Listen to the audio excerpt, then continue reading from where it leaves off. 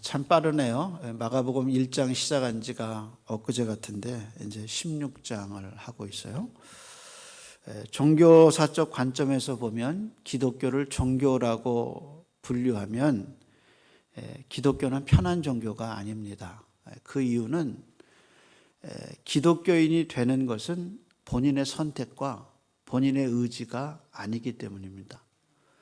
타 종교는 내가 믿고 싶으면 믿을 수 있고 내가 믿기 싫으면 믿지 않을 수 있어요. 선택이 자기 자신에게 있어요. 자기의 의지에 달려서요. 근데 성경은 분명하게 기독교인이 되는 것은 하나님의 부르심이 없이는 안 된다고 얘기하고 있어요. 더 깊게 들어가면 사도 바울은 선택과 부르심을 얘기해요. 그래서 하나님이 선택하지 않으면 기독교인이 될 수 없어요. 이것을 예수님이 직접 말씀하셨어요.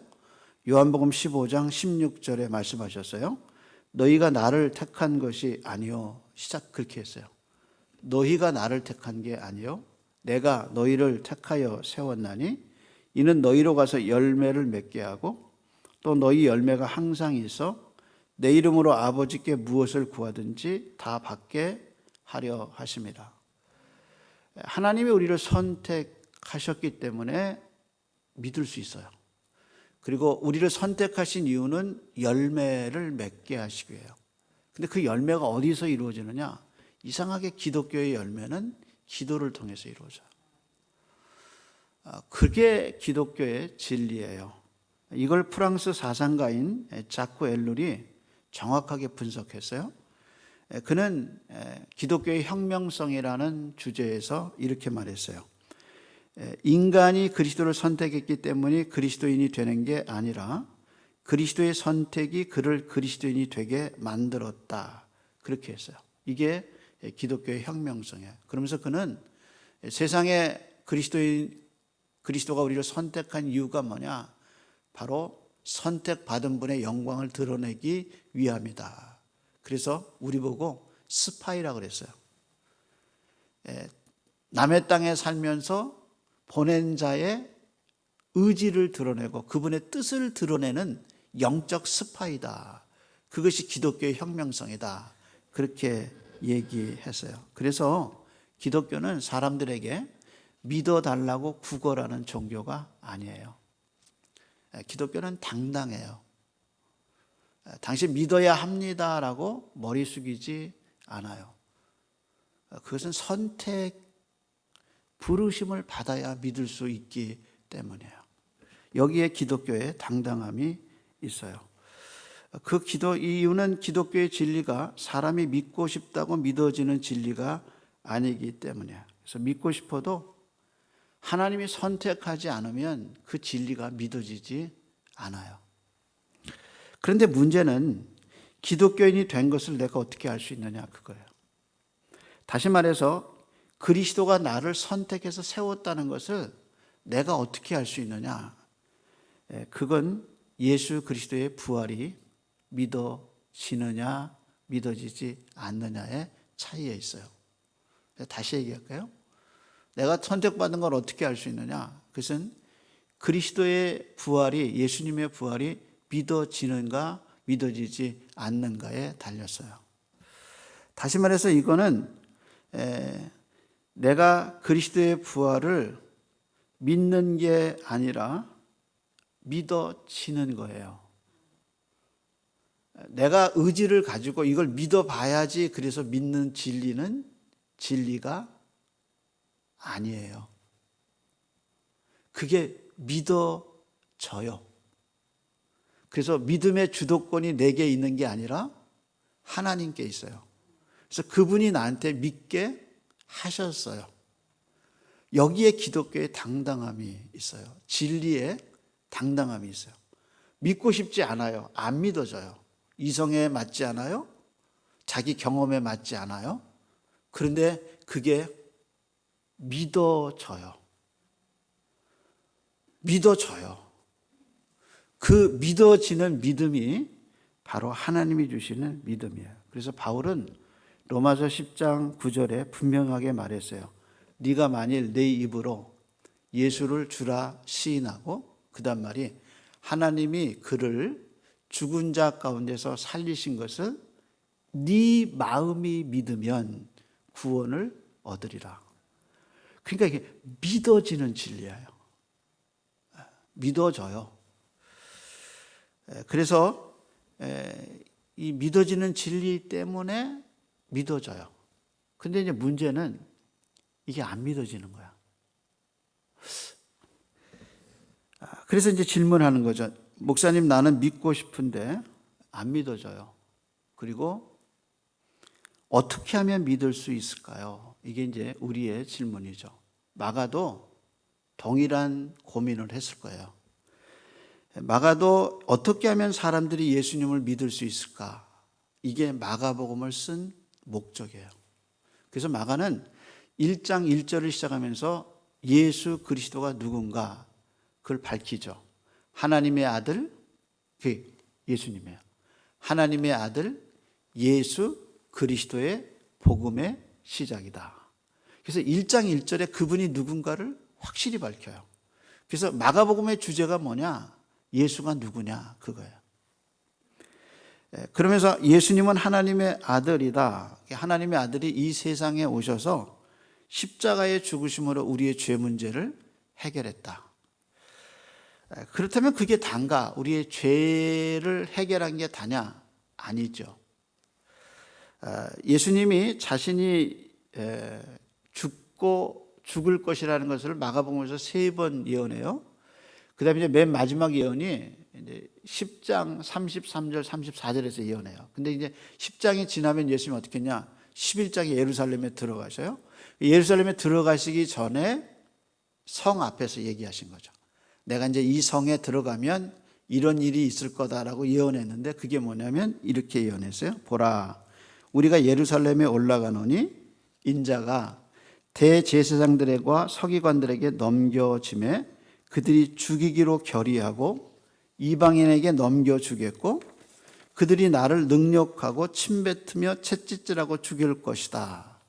근데 그 예언이 다 이루어졌어요. 예루살렘에 들어가자 잡히시고 이방인에게 빌라도에게 넘겨져서 채찍질 당하시고 침뱉음을 당하고 능욕을 당하죠. 그러면 그게 마지막 남은 게 뭐냐? 부활이에요. 그래서 이렇게 얘기해서 그는 3일 만에 살아나리라. 그러면 예수님이 말씀하신 대로 이방인에게 넘겨져서 능욕을 당하고 채찍질을 당하고 십자가에서 죽었어요. 그럼 마지막 남은 게 뭐냐? 예수님 예언대로 11장이 순서대로 다 기록됐는데 마지막 남은 게 뭐냐? 부활만 남았어요. 그래서 마가는 예수님의 부활을 예수님이 하신 얘기대로 순서대로 체포부터 죽음까지 얘기하고 이제 부활의 얘기를 우리에게 들려주고요. 그걸 자세히 설명하고 있죠. 근데 마가가 이야기하는 예수님의 부활은 재미있게도 죽음부터 시작해요. 그러니까 죽지 않았으면 부활이 일어나지 않아요. 그래서 역설적으로 예수님의 죽음을 본 여자들의 이야기서부터 예수님의 부활을 끌고 와요. 그래서 15장 맨 마지막 절이 뭐냐? 막달라 마리아와 요새의 어머니 마리아가 예수의 시신을 둔 무덤을 봤다. 그리고 이제 15장이 끝나요. 그래서 16장이 어떻게 시작되느냐? 1절 보세요. 같이 한번 읽어볼까요? 안식일이 지남에 막달라 마리아와 야고보의 어머니 마리아와 또 살로메가 가서 예수께 바르기 위하여 향품을 사다 두었다가, 그러니까 15장이 끝나면서 두 여자 이야기가 있죠. 근데 16장을 시작하면서 여자 하나가 더 붙었어요. 누가 더 붙었어요? 살로메. 그런데 재밌는 것은 15장 끝에는 요새의 어머니 마리아라고 그랬는데 16장 1절에는 요새가 사라지고 뭐가 나와요? 야고보가. 그러니까 요새와 야고보는 같은 사람이에요. 그래서 15장을 끝내면서 예수님의 무덤을 봤던 여자 두 사람, 그리고 16장을 시작하면서 살로메가 붙어서 세 사람의 여자 이야기가 이제 부활에 등장하게 되죠. 문제는 당시 유대 법정에 여자의 증언을 인정하지 않았다는 거예요. 유대 법정은 남자의 증언을 더 확실성을 갖고 여자의 증언을 인정하지 않는 경향이 있었어요. 근데 더 큰 문제가 뭐냐면 이 여자들 중에 막달라 마리아가 항상 먼저 나와요. 근데 이 막달라 마리아가 어떤 사람이냐? 9절 한번 보세요. 같이 한번 읽어볼까요? 예수께서 안식 후 첫날 이른 아침에 살아나신 후에 전에 7 귀신 쫓아내어 두신 막달라 마리아에게 먼저 보이시니. 문제는 막달라 마리아가 정신적으로 불안했던 과거가 있어요. 귀신이 얼마나 들렸어요? 7 귀신. 성경에서요 7 귀신 들린 여자는 이 여자밖에 없었어요. 군대 귀신 들린 남자 빼고는 여자로서 7 귀신이 들렸던 경험을 했던 여자는 이 여자밖에 없어요. 그런데 이 여자가 예수님의 부활을 처음 봤어요. 예수님의 부활의 증인이 됐어요. 사람들이 당연히 무슨 생각하겠어요? 쟤 또 병이 도졌구나 이렇게 나오는 거죠. 그러니까 생각해 보세요. 여자의 증언을 법정이 인정하는 것을 꺼려하고 그 본 여자들 중에 막달라 마리아는 가장 정신적으로 문제가 있어요. 그럼 이 마가복음을 기록하는 마가가 예수님의 부활을 얘기할 때 이게 마음에 걸리겠어요? 안 걸리겠어요? 나 같으면 걸리죠. 이거 내가 이대로 썼다가 사람들이 안 믿으면 어떡하나. 그게 이제 증언 채택에 문제를 갖고 올 수 있으니까 이걸 조작하고 싶은 거예요. 아니면 이걸 빼고 싶은 거예요. 그런데 마가는 그걸 다 써요. 왜 그랬을까? 이게 진실이니까. 그래서 나중에 예수님의 부활을 조사한 학자들이 예수님의 부활을 말할 때 이런 문화적 배경임의 약점에도 불구하고 그대로 쓴 복음서 저자들의 그 진실, 그 진리 확보를 인정해요. 그래서 증거를 조작하지 않고 있는 대로 얘기한 거, 그게 마가복음의 특성이에요. 그래서 이 사람들이 예수님의 부활을 봤어요. 그래서 나중에 예수님이 제자들에게 나타나셔서 책망한 게 뭐냐? 믿음 없는 것도 책망하셨지만 이 사람들의 예수 본 것을 믿지 않은 것을 책망하셨어요. 그래서 마가는 예수님이 부활했다는 그 증거로 첫 번째 든 게 뭐냐? 예수님의 부활을 본 여자들의 이야기를 하고 있어요. 그러면서 이 여자들이 예수님에게 어떻게 했느냐? 향품을 바르기 위해서 안식일 첫날, 우리로 말하면 이제 주일날이죠. 안식일 날은 토요일 날이고요. 토요일 날이 끝나면 저녁 때가 안식이 끝나거든요. 향품을 사서 뒀어요. 그리고 안식 후 첫날, 주일날 아침에 일찍 일어나서 이 향품을 가지고 어디에 왔느냐? 무덤에 가서 예수님의 몸에 바르려고 그랬다. 그렇게 얘기했어요. 그럼 몸에 발랐다는 말이 뭐냐?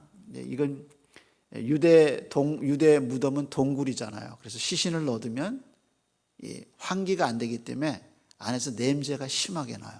그래서 그 냄새를 방지하기 위해서 어떻게 하느냐? 향품을 시신 위에다가 올려놔요. 아니면 세마포 안쪽에다 넣어두죠. 그래서 그 시신을 바르게 했다는 말은 이제 냄새의 효력을, 냄새를 좀 이렇게 중화시키기 위해서 향품을 가지고 갔어요. 그런데 같은 사건을 기록한 요한복음 19장에 보면요, 이 향품의 종류와 이 향품의 양에 대해서 얘기했어요. 그래서 19장에 보면 니고데모가 예수님의 몸에 향료를 넣었는데 얼마나 넣었냐? 우리 번역에는 100리트라고 그랬는데 현대인 성경에는 이 단위를 오늘의 단위로 번역했어요. 그래서 뭐라고 얘기했냐? 니고데모도 몰약에 침량을 섞은 것을 33kg 정도 가지고 왔다. 이 33kg라는 말은 당시 왕이 죽었을 때 쓰는 향료의 양이라고 합니다. 그래서 마가는 그냥 향품을 갖고 왔다 그랬는데 같은 사건을 기록한 요한은 예수님의 죽음을 뭐로 표현하고 싶으냐면 왕의 죽음으로 표현하고 싶은 거예요. 그래서 니고데모의 그 드려진 그 향품의 수를 갖춰서 그분이 왕으로서 죽었다. 그걸 강조하고 싶은 거죠. 무엇을 뜻하느냐? 예수님이 유대 장례법에 의해서 죽었다는 거예요. 그렇기 때문에 무덤에서 쓰는 동굴은 되게 가정묘입니다. 그래서 이렇게 향품을 넣어서 시신을 놔두면 나중에 이제 살이 다 말라지겠죠? 그리고 우리 이장할 때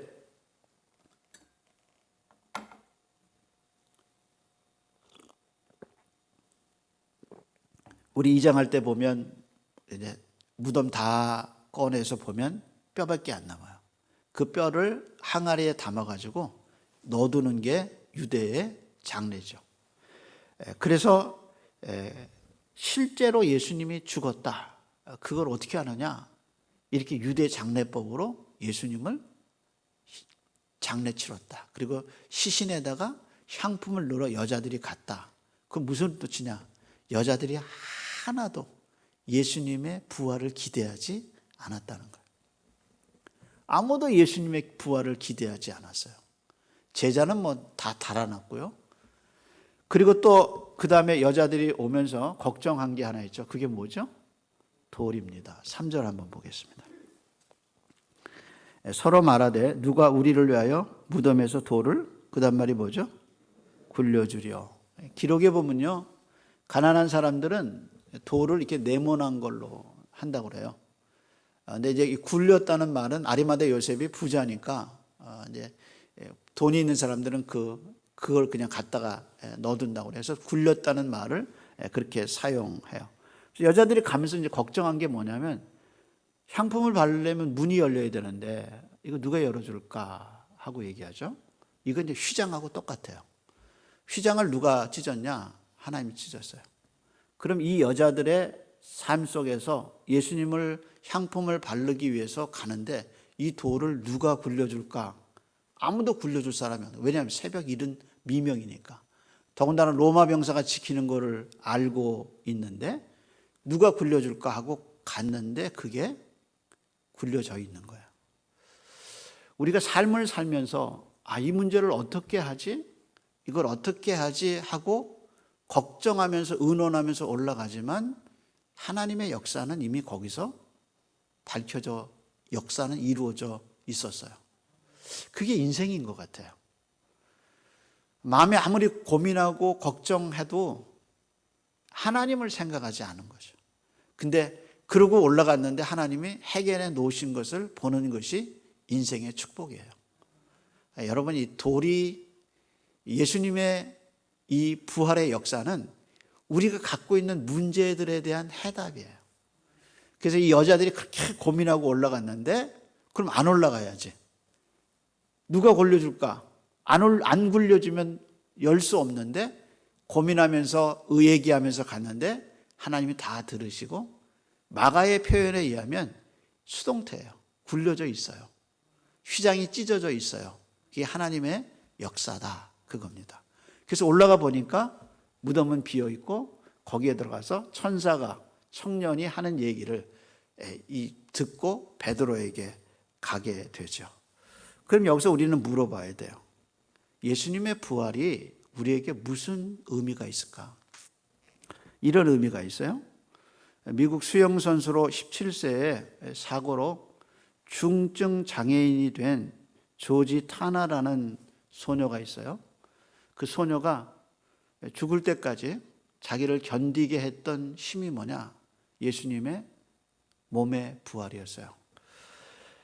그는 낮은 몸이 변해서 영광스러운 몸이 된다는 이 예수님의 부활이 그녀의 소망이었습니다. 그녀는 이렇게 말했어요. 사고를 당하고 자기 오른손이, 자기 손가락이 오그라지고 구부러지면서 펴지지를 않기 시작하는 거죠.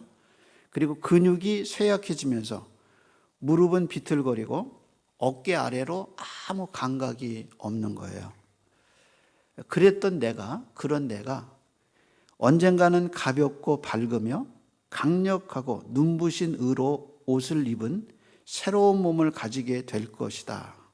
이것이 나처럼 척추를 다친 사람에게 어떤 소망을 주는지 상상할 수 있는가? 혹은 대뇌가 마비되거나 뇌손상을 입거나 다중경화를 가지고 있는 사람에게 이 몸의 부활이 어떤 소망을 주는지 당신을 아는가? 이것이 조울증 환자에게 해를 보기 싫어하고 혼자 있고 싶어하는 조울증 환자에게 주는 소망을 상상해보라. 다른 어떤 종교도 다른 어떤 철학도 새로운 몸과 마음과 정신을 약속하지 않았다. 오직 예수 그리스도의 복음 안에서만 상처 입은 사람들이 이처럼 놀라운 소망을 발견하게 된다. 예수님이 기적을 행하실 때 첫 번째 기적이 뭐냐? 중풍병자를 고치자. 걸을 수 없고 그래서 친구 4사람이 침대에다가 가지고 지붕을 뚫고 그 앉은 채 내렸던 그 중풍병자에게 예수님 말씀하시죠. 소자야, 네 죄사함을 받았다. 그 다음 말이 일어나 네 상을 들고 걸어가라. 뇌졸중으로 몸을 쓰지 못하는 그가 예수님의 말씀 때문에 일어나서 침대를 들고 걸어갈 때 그 기쁨, 그게 몸의 회복이죠. 예수님이 열병으로 앓아 누워서 죽음의 위기에 있는 시몬 베드로의 장모를 손을 만지면서 꾸짖으시죠. 그랬더니 여자가 살아나요. 평생 문둥병으로 사람들하고 접촉할 수 없는데 예수님이 깨끗함을 주셔서 만져주셔서 그 몸이 깨끗함을 받아요. 몸이에요, 몸.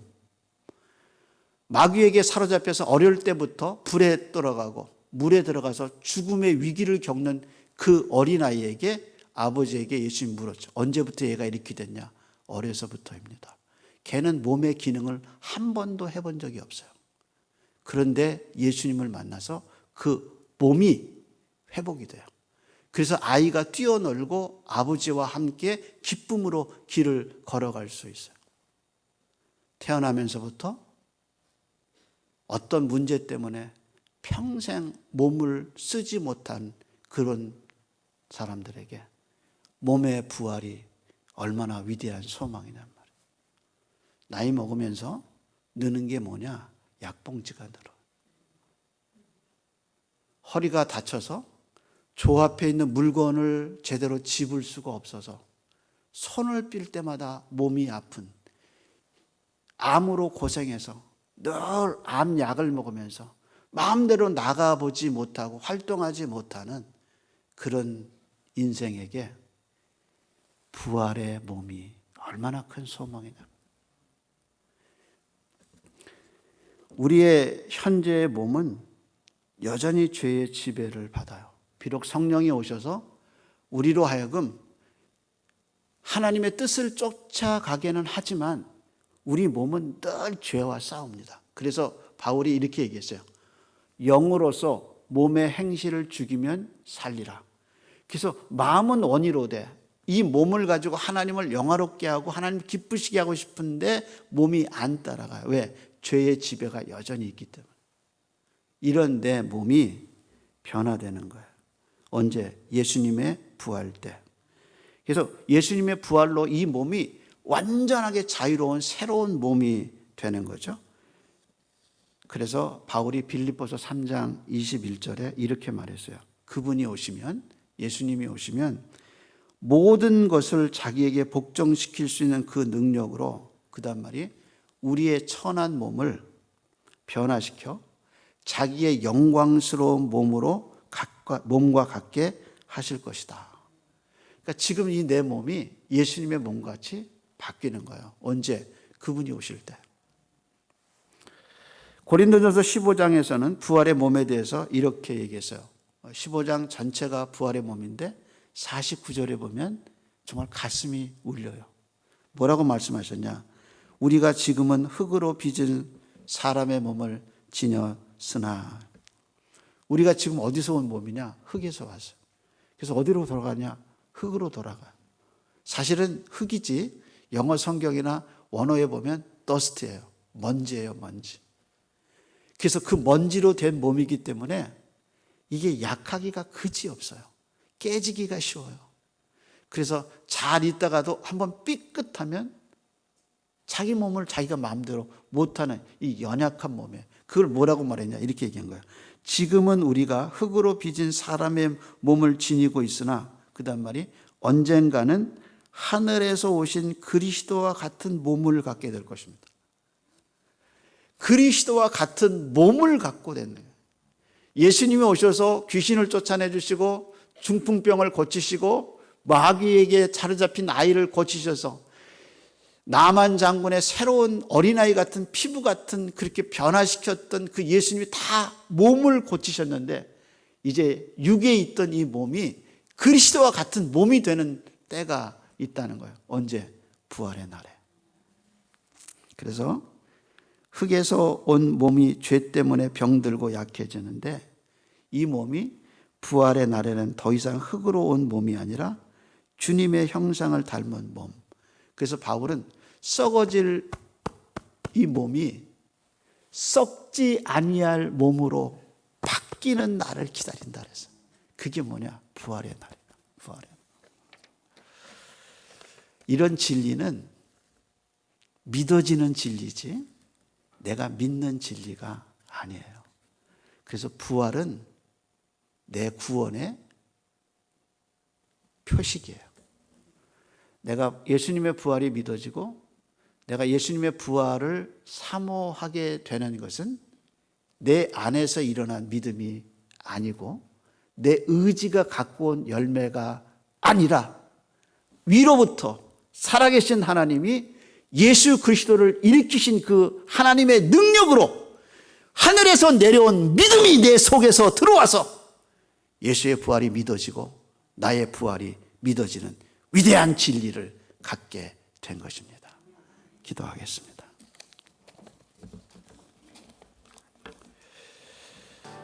하나님, 우리를 지으시고 우리 코에 생기를 불어넣으셔서 살아있는 존재, 생명이 되게 하신 하나님의 은혜를 감사합니다.